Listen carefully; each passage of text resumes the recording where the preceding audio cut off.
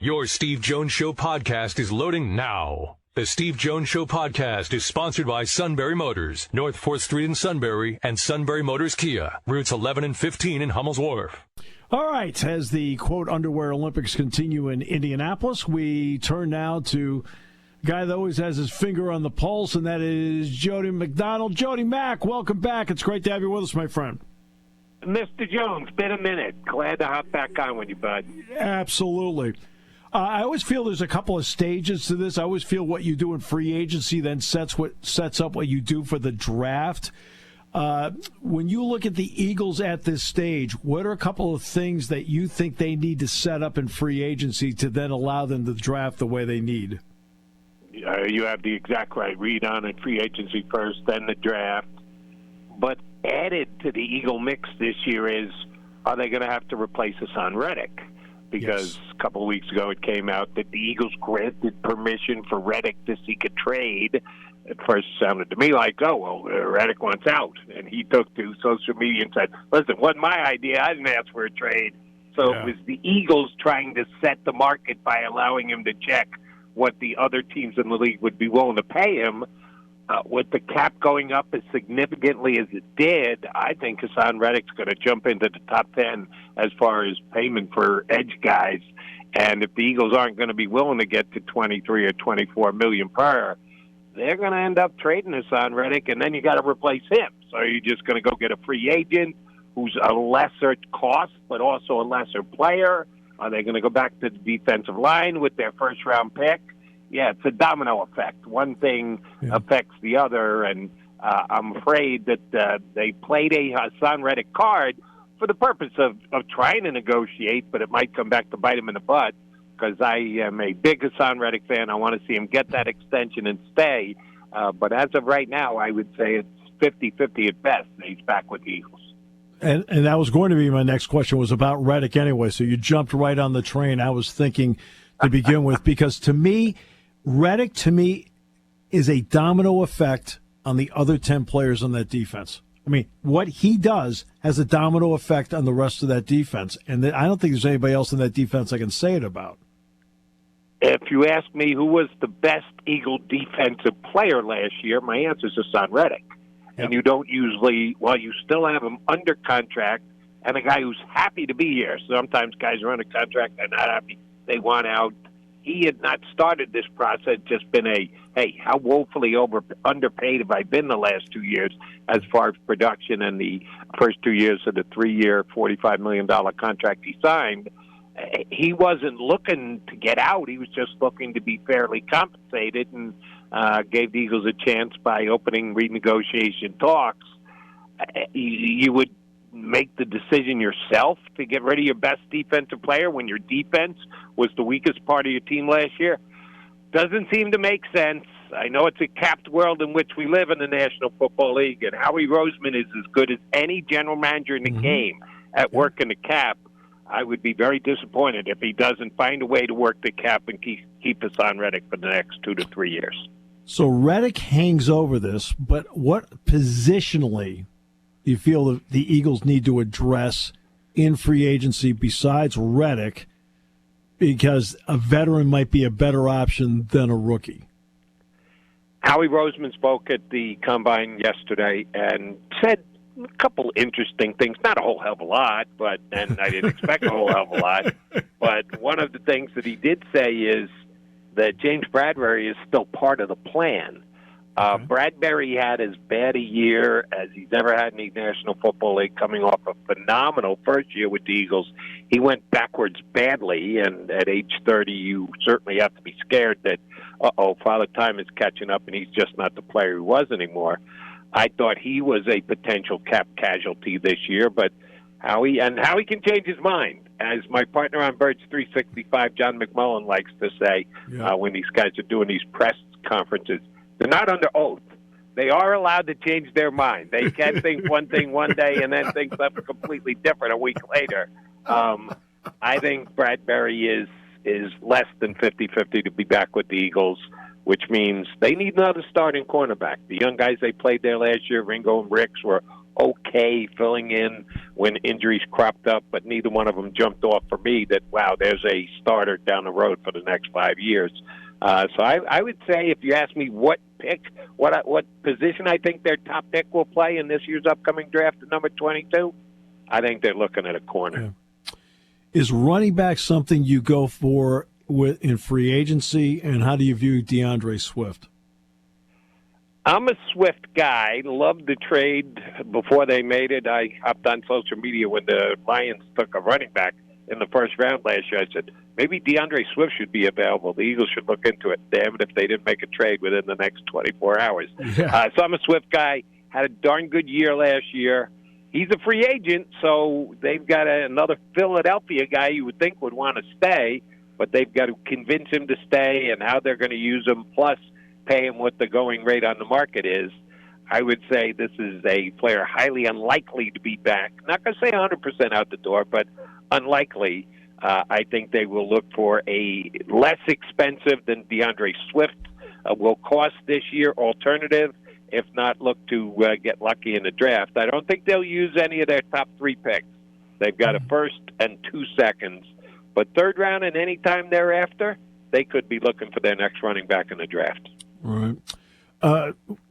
Offensive line, I mean, I don't think Kelsey has said what he's doing yet, but do you feel like the way they built the offensive line, they picked the kid out of Nebraska who can play center and so forth, is that something where they feel comfortable, whether he, they'd love to have him back, but if he's not back, they feel comfortable they can move parts? And my guess would be we'll hear something in the next couple of days, week at most, because Jason Kelsey isn't going to make the Eagles not know his desire for the upcoming season before the new league year starts, which is March 11th. So we're going to get something in the next 7 to 10 days. I kind of flopped on this one, Steve. I had been saying all along I think he's coming back, and too much was made of him bro-hugging his teammates after the playoff loss in Tampa. I thought that he played well enough this year to want to come back and that was a real bad taste in your mouth, that Tampa loss in the playoffs. I thought he'd want to give himself another shot, and I thought he was enjoying himself, rooting for his brother to take down another championship, and he might not want to give that competition and that feeling up. But he did a podcast with Chris Long in which he said, the Eagles, the Eagles, the Eagles, the Eagles, and the Eagles. He never said we once. Yeah. And if he still considers himself part of the team and a guy who's going to be back next year, I thought he would have at least worked one we in there, which he didn't. Add that to the 5, 6, 7 meetings he had with all the major sporting outlets about potentially making that transition to the announcer role when your playing days are over and done with. Yeah, I'm now on the side of chances are they're going to have to replace Jason Kelsey for next season. And I think Kelsey, when he goes into this world, is going to be just fine. I think he's actually going to be a really good analyst. It's not as easy as maybe some people think it is, but I think he'll do well. He's been a natural at it on his podcast. He did an Amazon appearance during one of their games last year and fit in like a glove. You and I see that the same. If he does it, he's going to do it very well. He'll be good at that just like he is at playing center in the National Football League, which will someday land him in Canton, Ohio. Yeah, exactly. And I saw that Amazon with Kirk and Al. So and he was terrific. Yep. How do you look at the combine? All these years of the combine, how do you look at it now? Good question. The first word that comes to mind for me is lesser. It's lesser than what it used to be, and I think that's pretty damn evident by the fact that a whole bunch of teams don't even bother to send their general manager and their coach anymore, which I think of as stupid and lazy, but facts are facts. And the Rams did it first during COVID, and now other teams are following suit. They don't have to meet the media. They believe they can get all the information they want via videotape and through their scouts who do attend. I'm sorry, there's just nothing as good as being able to look a young man in the eyes when you're talking to him. When you get a short term, now they get 15 minutes apiece, that's about it. But you can pick up some information and a feeling about a player. I think it's foolish for those teams that don't attend, but if they're ever increasing, 8 coaches, 6 general managers not in attendance, That tells me it just isn't what it used to be. And the star players, I mean the top of the first round, they don't participate. They come in, they let them poke and prod and do medicals on them, and then they get the hell out of Dodge. So at one time I thought it was great. Now I think it's still a necessity and something you can learn plenty from, but it's not what it used to be. Well, for the players, they have to go because it's a job interview. I mean, pure and simple. Not everybody's at the top of the draft, so where do I fall into place? But I always love when people go through the 40 times over and over again. Okay, that's fine. Jerry Rice ran a 4.71 and Larry Fitzgerald ran a 4.63. I don't recall either one being caught in the field. Do you? No. And Tom Brady ran one of the most embarrassing 40 times at the combine ever, and it didn't keep him from becoming the greatest quarterback of all time. So, yes, sometimes the data that's mined out of the combine can be tremendously overstated. You like to have it just as a point of reference. Sure. But if you're making major decisions because of it, you're not running your football team the way you should be. Exactly, because there's still, I mean, I want all the data because I just want everything so I have it. But I also have to have the ability, if I'm going to be a general manager, and Howie's like this, okay, what kind of football player is he? I need football players. Right? And to me, that's sometimes if you're so data-driven, I think, that's only my opinion, I think you miss that part if you don't have a read on somebody who's an actual player that knows how to play the game. The best organizations in the National Football League right now are those that can mesh old school with new school, which is analytics and data-driven. For those who say, I can see everything with my naked eye, so you're going to pass over good information that's available to you? Foolish. Right. And if you think that all you got to do is crunch numbers and you can find a great player and a good football team without being there and watching a guy play in live as he's playing live, that's ridiculous as well. The best of them meld those two worlds together.